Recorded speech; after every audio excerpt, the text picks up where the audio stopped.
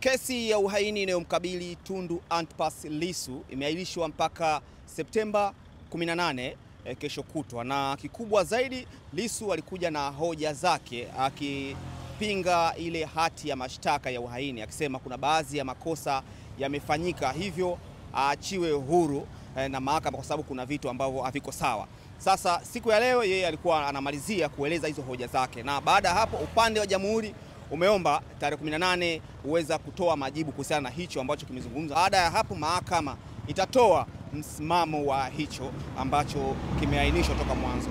Mimi ni Yasini Ngitu kutoka Mahakama Kuu Masjala ndogo ya Dar es Salaam. Hizi zake ambazo ameziweka dhidi ya mashtaka ambayo yanamkabili na yakilenga kabisa katika kushambulia ile hati ya mashtaka pamoja na taarifa ya mashtaka ambayo kwa sehemu kubwa ni kwamba anasema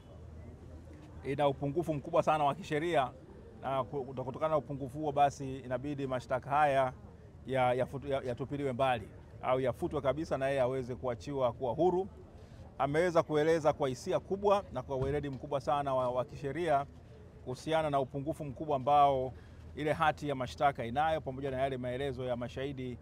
ambao wamesema kwamba wao wana haki ya kuja, wametoa ushahidi katika ile taarifa yao. Ameonyesha kwamba kuna miongozo mizuri kabisa ya Mahakama Kuu ya Tanzania katika kesi ya Gray Chipaka na wenzake ule mwaka wa 70, ile kesi ya uhaini ya Bibi Titi, na vile vile Mahakama ya Afrika Mashariki iliweza kupitia uamuzi huo na kutoa maelekezo. Hali kadhalika katika kesi ya Atibu Gandhi na wenzake ambao walifanya uhaini dhidi ya Jamhuri ile mwaka wa 83, kesi ambayo iliamuliwa na Mahakama Kuu na baadaye Mahakama ya Rufaa ya Tanzania chini ya Jaji Mkuu wakati ule Francis Nyalali, ambazo zote ziliweka msisitizo kwamba ile hati ya mashtaka lazima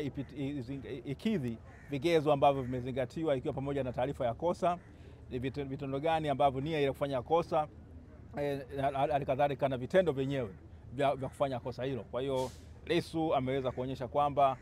hiyo hati haionyeshi makosa ambayo ameyatenda na hakuna kosa lolote lile, kama ambavyo jana alisema kwamba kwa taarifa ya maneno yale ambayo aliyasema tarehe 4 mwezi wa 3 mwaka 2025, ukiangalia kwa ujumla wake katika nchi ya vyama vingi na nchi ya demokrasia, mtu ambaye amezungumza maneno haya hawezi kuchukuliwa kuwa ni muhaini. Kwa hiyo yeye hana kosa la uhaini, na vile vile akashambulia taarifa za mashahidi ambao wengi ni maafisa wa polisi ambao kwa sehemu kubwa amesema kwamba walijiandikisha wao wenyewe maelezo yao bila kuzingatia kwamba maafisa wengine wa polisi hawakuweza kuandika maelezo yao. Hali kadhalika wale mashahidi ambao mahakama ilikuwa imeamuru kwamba maelezo, majina yao na sehemu zao wanakotoka au ndugu na jamaa na marafiki ambao wanahusiana nao wasitajwe, basi wametajwa. Kwa hiyo ameweza kuonyesha kwamba kutokana na upungufu mkubwa wa kisheria, basi mahakama hii isisite, itende haki na kwamba iweze kuhakikisha kwamba hiki ambacho kinadaiwa kwamba ni uhaini kionekane si uhaini, kwa sababu hakuna kosa kama ile kutokana na maelezo yale ambayo ameyafanya, na hivyo aweze kuachiwa huru. Amewasihi sana majaji watende haki na kusimamisha ukiukwaji mkubwa wa haki zake za kiraia